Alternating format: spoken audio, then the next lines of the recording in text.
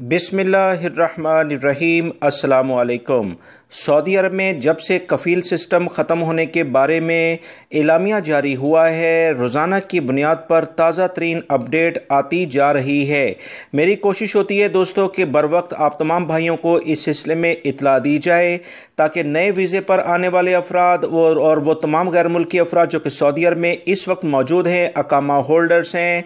انہیں بروقت اطلاع مل سکے تاکہ آنے والے دنوں میں جو قوانین میں تبدیلی سعودی حکومت کر رہی ہے اس سے آپ بھرپور فائدہ اٹھا سکیں۔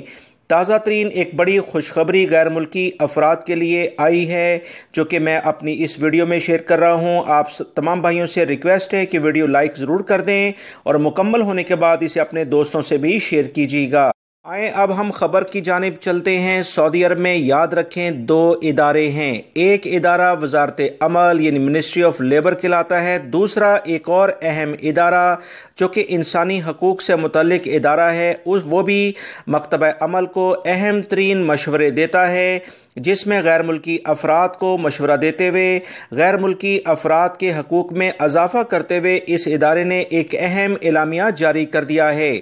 سعودی مکتبہ عمل کے اہم آرٹیکل 77 جس میں غیر ملکی افراد کو ملازمت تبدیل کرنے کے بارے میں کچھ اہم قوانین کا سامنا کرنا پڑتا تھا، اس میں بڑی تبدیلی کر دی گئی ہے۔ سعودی عرب میں نئے قوانین کے مطابق وہ تمام غیر ملکی افراد جب وہ پہلے کفیل کے پاس ملازمت کے لیے آئیں گے،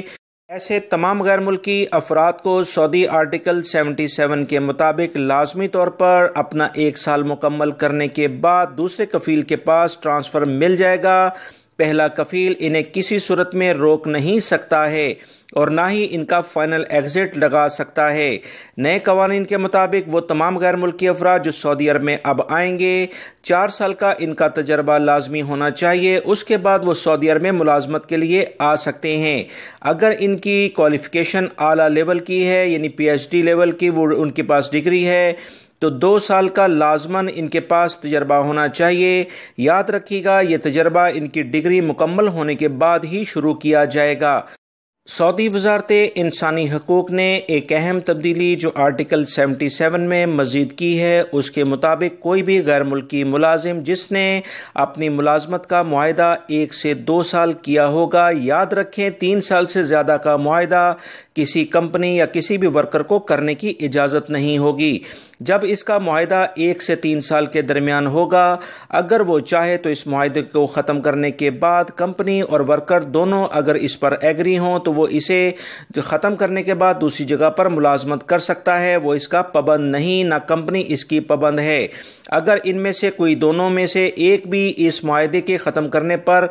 متفق نہیں تو جو بھی معاہدے کی ٹرم اینڈ کنڈیشن ہوگی، یعنی ورکر اگر اس معاہدے کو پہلے ختم کرتا ہے تو کمپنی کو جو بھی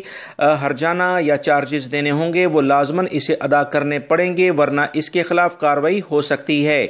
سعودی عرب کے اہم ترین اخبارات میں القرا ایک اہم اخبار ہے جس میں وزارت انسانی حقوق اور وزارت عمل کے قوانین کو واضح طور پر شائع کیا گیا ہے، جس میں بتایا گیا ہے کہ جیسے ہی معاہدہ ختم ہونے والا ہو تو 3 مہینے پہلے کمپنی کسی بھی ورکر کو نوٹس دے گی، یعنی 90 دن کا ٹائم دیا گیا ہے، اور کوئی بھی ورکر